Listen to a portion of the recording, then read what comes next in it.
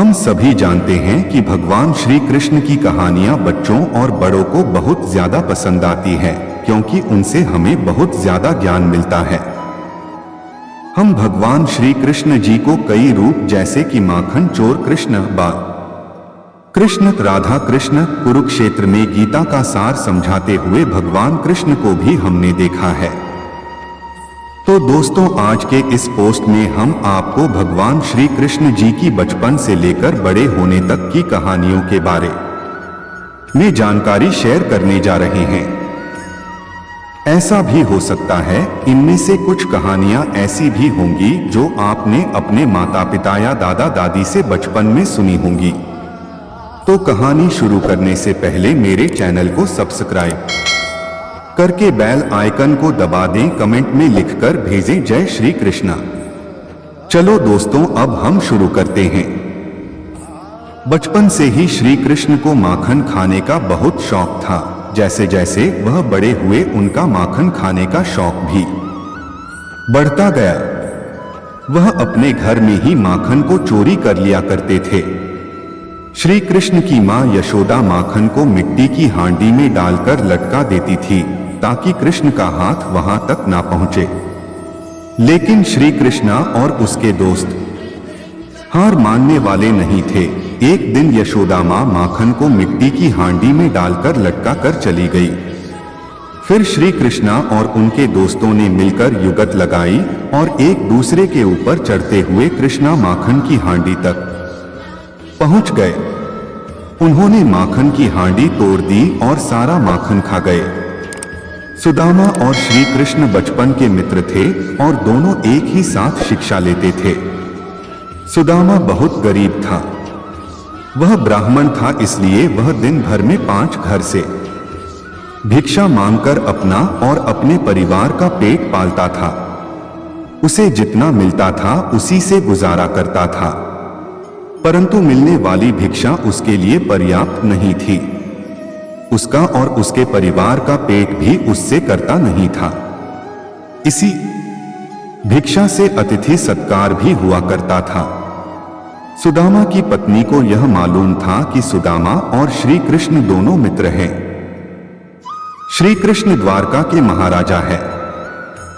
अगर सुदामा उनसे सहायता मांगेगा तो कभी भी ना नहीं करेंगे। इसलिए सुदामा की पत्नी ने सुदामा को बहुत बार श्री कृष्ण के पास द्वारका जाने के लिए कहा, परंतु सुदामा हर बार मना कर देता था। परंतु बहुत ज्यादा पर्यटन करने के बाद सुदामा मान जाता है और वह द्वारका के लिए निकल जाता है। उस समय उसके पास कोई साधन नहीं था। वह अपने पैरों पर चलता हुआ द्वारका की ओर बढ़ रहा था।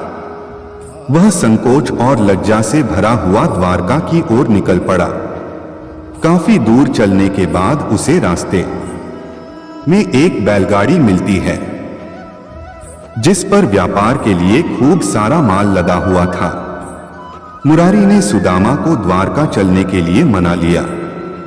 गाड़ी पर बैठकर दोनों द्वारका के पास पहुंचे। वहां पहुंचते ही बैलगाड़ी वाले ने सुदामा से कहा कि आपका रास्ता यहां से अलग है और मेरा अलग है। सुदामा आगे चलने के बाद वहां से वापस आ गया। उसने सोचा कि मैं उस बैलगाड़ी वाले का धन्यवाद करके आता हूं।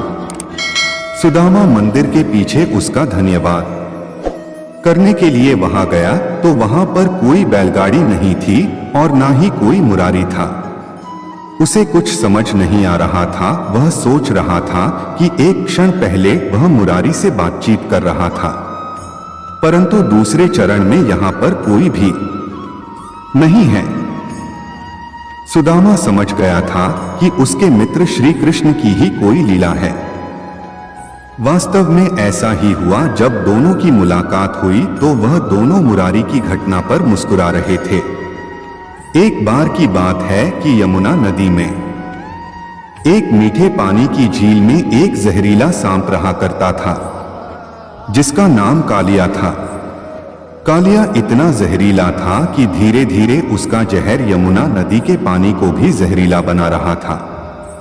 एक दिन उस नदी के किनारे पर एक गाय चराने वाला गया और उसने उस नदी से पानी पीना शुरू कर दिया। पानी पीते ही उस व्यक्ति की मौत हो गई।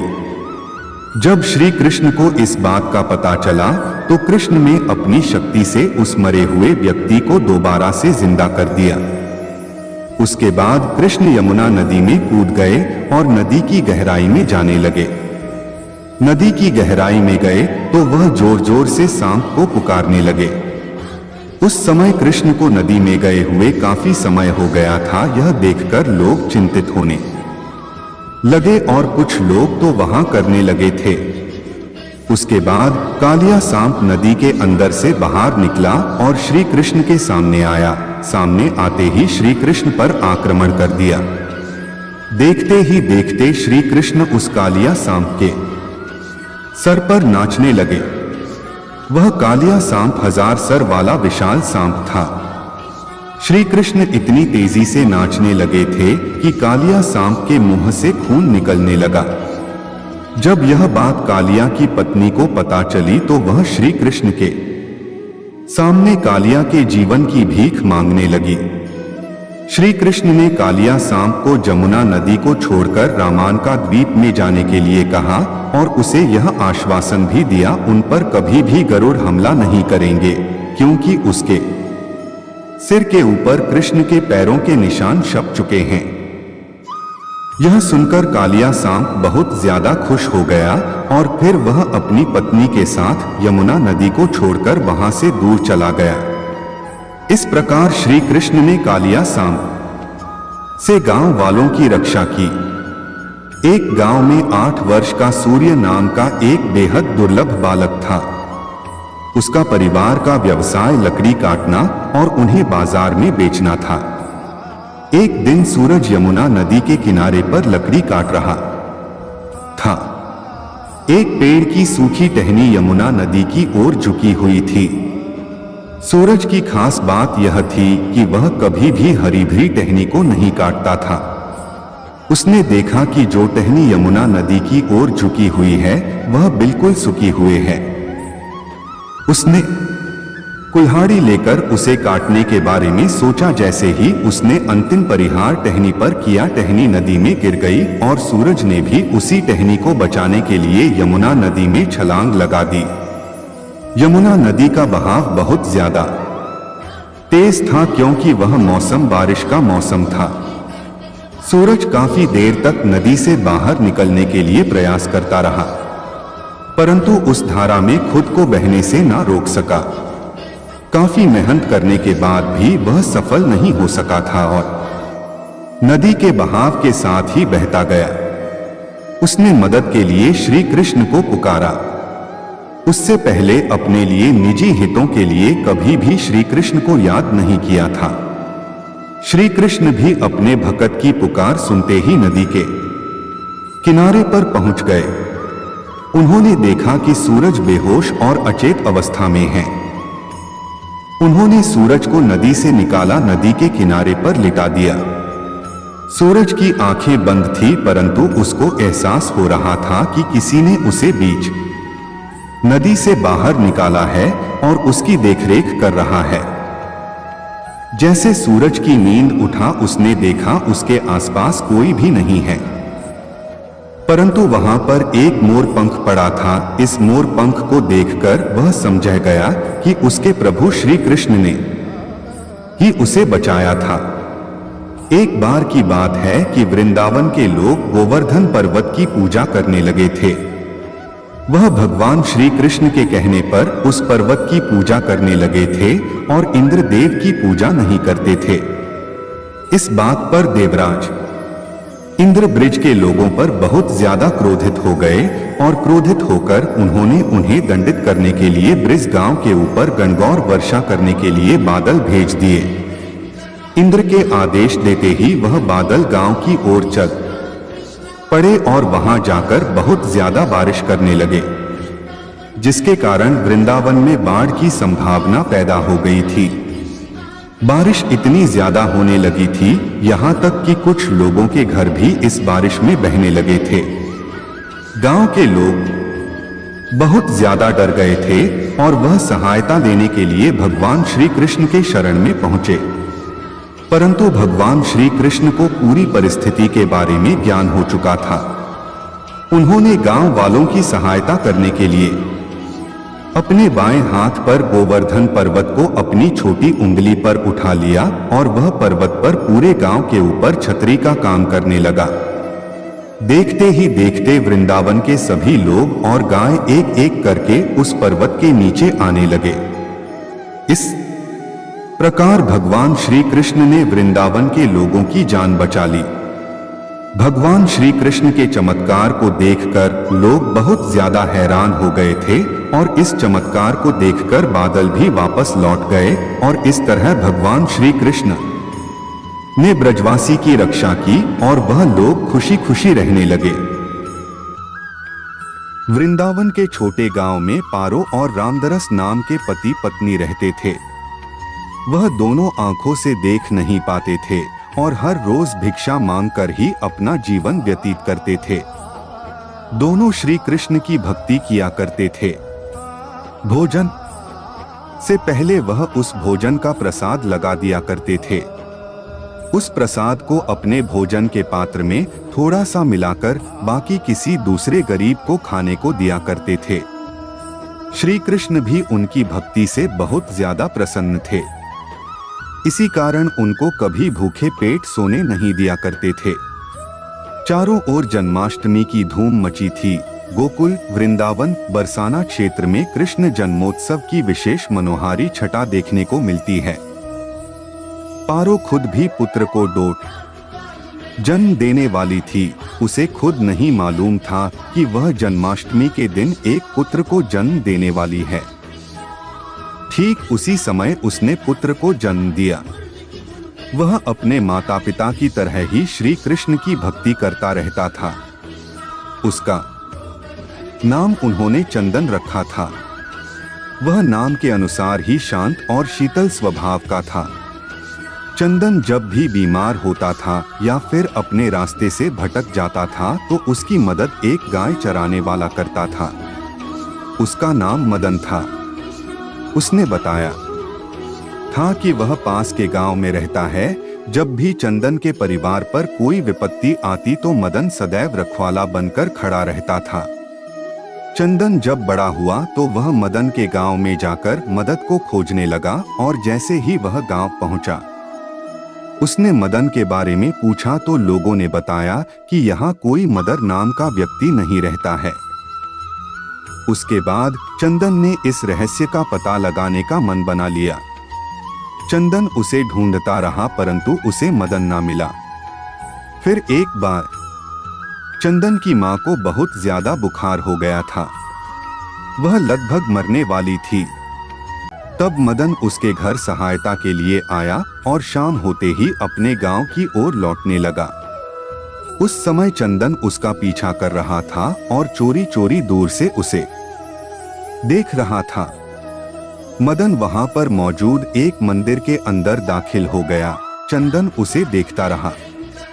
काफी समय तक इंतजार करने के बाद जब चंदन ने देखा कि मदन मंदिर से बाहर नहीं आया है तो ऐसे में चंदन उस मंदिर में गया। उसने देखा कि वहां पर कोई भी नहीं है। वह अदृश्य हो गया था। वहां पर केवल भगवान श्री कृष्ण जी की मूर्ति थी। चंदन समझ गया था कि वह मदन कोई और नहीं स्वयं श्री कृष्ण जी ठीक है जो उनके परिवार की हर मुसीबत में रखवाली करते हैं। एक बार वृंदावन में बहुत बड़ा बैल घुस गया और गांव में घुसने के बाद उस बैल ने लोगों पर आक्रमण करना शुरू कर दिया था, जिसकी वजह से काफी लोगों को चोट भी लगी थी। जब श्री कृष्ण को डोट इस बात का पता चला तो वह उसी समय बैल के पास पहुंचे। बैल को देखते ही भगवान श्री कृष्ण समझ गए थे कि यह बैल असुर है और उसका नाम अरिष्ठासुर था। वह बैल कृष्ण को देखते उनकी और आक्रमण करने के लिए दौड़ने लगा और उन पर हमला करने लगा। श्री कृष्ण ने उस बैल को परास्त कर दिया। परास्त होने के बाद वह बैल नतमस्तक होकर श्री कृष्ण के सामने बैठ गया और उसने श्री कृष्ण को बताया कि वह भगवान बृहस्पति का शिष्य है और उसने अपने गुरु के साथ दुर्व्यवहार किया था, जिसकी वजह से उसे असुर बैल बनने का श्राप मिला था। इस प्रकार भगवान श्री कृष्ण ने लोगों को अरिष्टासुर बैल से बचा लिया।